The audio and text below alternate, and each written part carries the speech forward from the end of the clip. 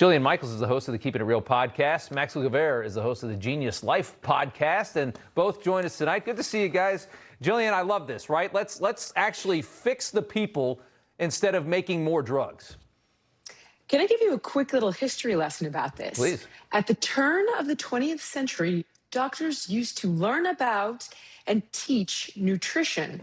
And John D. Rockefeller actually had it removed from medical schools so that he could patent petrochemical pharmaceuticals. So this is very long overdue. It's something we should have been doing all along, something we used to be doing, and for nefarious incentives, stopped doing it. So I'm pretty excited about it. I appreciate that history because I didn't know that, and that's very twisted. It's crazy. Max, your thoughts? You know? It's twisted. No, I'm super excited. The vast majority of chronic health conditions that Americans are being saddled with today have their origins in diet and lifestyle, and food is a form of medicine. And so the more that we can encourage this kind of education, I think it's a wonderful thing. I mean, this is not a partisan issue. This is not an ideological issue. This is just the fact that many of our health conditions in the past used to be maybe viral, maybe genetic, infectious in origin, but today the vast majority are conditions like obesity, like type 2 diabetes. And those conditions very clearly have their roots in the food environment. So more nutrition training for our doctors, I think, is a win.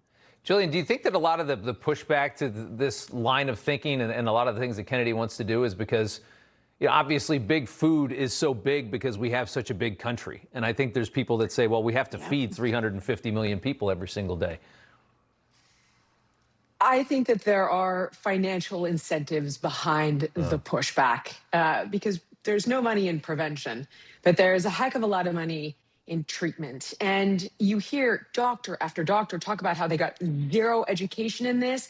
Again, that's why I gave you that little history lesson so you understand it was done on purpose. It was for a reason. And now mandating this, or at least attempting to, is going to go such a long way, as Max just talked about, in preventing these diseases before they start. I love that. Want to get you one more before I let you guys go. Trump yesterday throwing anti-trans surgery provisions into the Save America Act. No transgender mutilation surgery for kids any longer. Part of this act he's really trying to push. This comes right after Letitia James in New York is now trying to force NYU Langone to reinstate those surgeries after they axed the program in February. Max, how despicable is that move by Letitia James, and how honorable is the push to try and stop these surgeries from little kids? Yeah. Keep your hands off of our country's children. There's a huge social contagion aspect to this, and it's awful. So, yeah, I'm very much in favor of the current administration's approach towards this issue. Well said. Jillian, the final thought. Go ahead. Final thoughts, both the American Medical Association and the governing body for plastic surgeons have turned around and said they won't do this anymore.